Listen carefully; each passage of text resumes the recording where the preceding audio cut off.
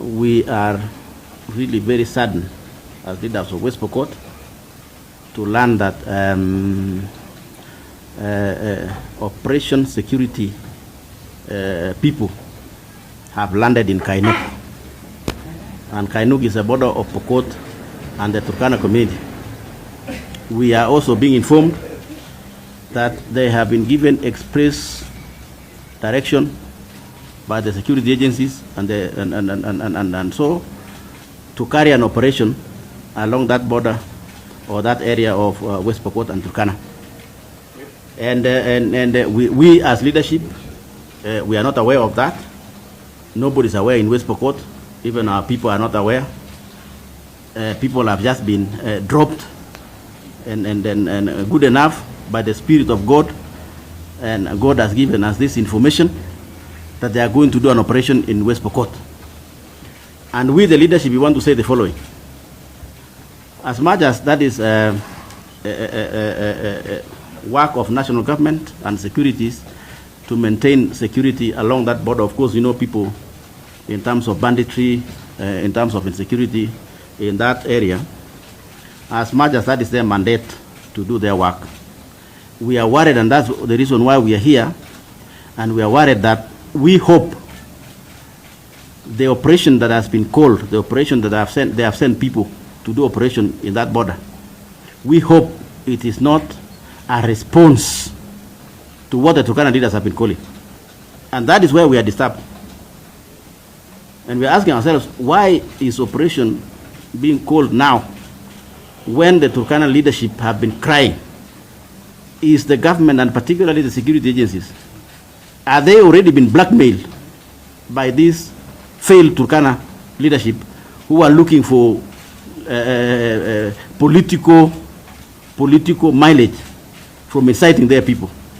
Kenyans know that from 10th, that is the Mashujaa Day, the Turkana leadership, and when I talk about leadership, led by their governor, Lomorkai, Turkana North MP, Nabuin, Turkana South MP, Ariko. All of you, this is public. It is in social media, that they were castigating the government of not protecting their people. They were castigating government and security agencies for not chasing Pokot from their own land. They were very bitter against government and security agencies. They were very bitter.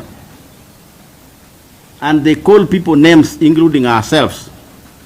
We know the Turkana leadership, and we want them to know today. And they have been bragging.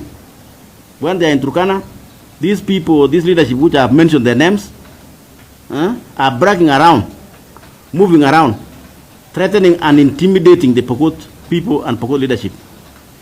And if it's about boundaries, we know. And they are bragging that they have their own brother as chairman of Electoral and Boundaries Commission, Independent Electoral and Boundaries Commission. They are bragging around that they have their own people in government, that they will chase the Pokot from their ancestral land and be able to replace with their land. We know that propaganda. We know that threats, and they are the ones who have been singing around. Yes, they have a brother as a chairman of Independent Electoral Commission. Yes, they have their own people as ministers. The Pokots we don't have, but we have the law and God, and we have the truth in terms of our land. And therefore, what is perturbing us, and we want to send this warning as leadership of the Pokot people, that we hope that this is a normal operation activity of the security agencies. And if it's a normal security operation by security agencies to maintain peace and order, we have no problem as Pokot leadership. But if it is answering propaganda, if it is answering blackmail by Turkana leadership, then we will tell the security agencies we will resist legally. We will resist. If security agencies are intimidated by politicians who are looking for, and all of them that I've mentioned, they want to become Turkana governors. The three leaders I've mentioned. And what's happening in Turkana? They say, if in Turkana, if you don't talk against Pokot, if you don't talk against Pkosing, who is speaking here, that you cannot be elected as Turkana governor. I am hoping that the security agencies who are supposed to carry their own normal, proper and we are supporting peace as Pokot leaders. We like peace, and there have been relative peace. Unfortunately, that one of the Pokot was shot this morning around Kainuk by the same expansionist. Because now we are close to election, the Turkana governors want to send away and chase Pokot from along our land and our borders. And they want to depend on that's why I'm saying they have been bragging around at home that they have their own brother in Electoral and Boundaries Commission. That brother of yours will not give out Pokot land. That brother of yours will look at the issues of at the right time using the law, and we the Pokot people will also present our and defend our land. And therefore, because we are disturbed and we are worried, and we are so worried because we as leadership, we are not aware that people have been sent to Kainuk for operation. We are not aware. Nobody is aware. We are not aware here. But we have evidence that they already landed in Kainuk. What are they landing in Kainuk to do? What? To respond on blackmail and propaganda by Turkana leaders? We will not accept. And therefore, this is our way forward. And this is our thinking and our considered way forward. That number one, if the security agencies are going for normal work, then they are welcome to do their work. We will not interfere. They will do their work to maintain peace and order along that border, Kainuk and so on. But if they are answering the blackmail by the Turkana leadership, we will tell them we will resist legally. And in that respect, we have mobilized media, both local and international media, to follow this operation which is happening along that border. Because if there are injustices are going to be done, or tribalism, that because the Turkanas have made noise, we are capable of making noise, but we don't want to make noise. We want to respect peace. But we cannot allow our brothers to blackmail government. We want to tell the security agents who are on the ground, you should not be blackmailed by the Turkana leadership. Listen to us also. If you are carrying your own normal operation, welcome and do your work. But you cannot intimidate the leadership and people of West Pokot. Number two, the proposal of the Turkana leadership to chase away our people who are grazing along Kadengoi plains. Kadengoi, for your information, is Masol ward, which is in Pokot. Our people are grazing. Nobody should chase those grazers. So the operation officers who are on the ground should not make a mistake of driving away Pokot cows which are grazing on their own land. If they will drive away those animals, then we will know they are playing to the intimidation and blackmail of the Turkana leadership. We will not accept, we will resist. Our people should live in peace. They were living in peace. There was no operation. Operation now has been called. Is it a normal operation? We are thinking that is not a normal operation, but that answering intimidation of the Turkana leadership. So number one, we are saying that our people who are grazing along those borders, that they should not be touched. Our people should graze normally. Number two, the killings which have been happening, the Turkanas crossing to the Pokot area.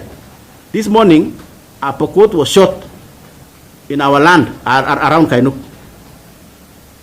2 days ago, another one was shot at Sarmach, which is in Pokot.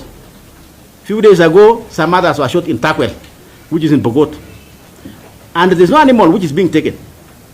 Somebody shot just because the Turkana's leadership have incited their own people.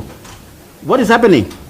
We are thinking these people are on expansionist strategy to remove Pokot from their land. And we will tell them as our way forward that nobody will remove anybody from their land. Everybody is free to live anywhere in Kenya. And therefore our brothers cannot be arguing to chase our people from their own land. And nobody can chase anybody from whichever land, because this is one country. And that is why we have said that the security agencies, please don't listen to the blackmail of the Turkana leaders. We are watching you. So do your work. Should you go wrong or harm the Pokot people, just because Turkanas, you are listening to the Turkana, we will resist legally. And we have asked, and you, the media, we are inviting you also to follow this operation. We have also invited international media to follow the same operation. Because the media is the eye of the people. The media is our eye as leaders. The media is the eye of the Pokot people as well. So we want to tell them that don't listen to the blackmail of the Turkana leadership. And I want to tell Turkana leaders, please ask your votes carefully and peacefully. Ask your votes carefully and peacefully. Don't use some people's names in West Pokot. Don't use the Pokot. And our land in Masol area, our land in Ombolion area, our land in Sarmat area. Our people, we want to ask our people to live in peace. They should not be scared. We are watching them. We are listening to them. If anything goes wrong, we will raise up to the occasion and protect our people.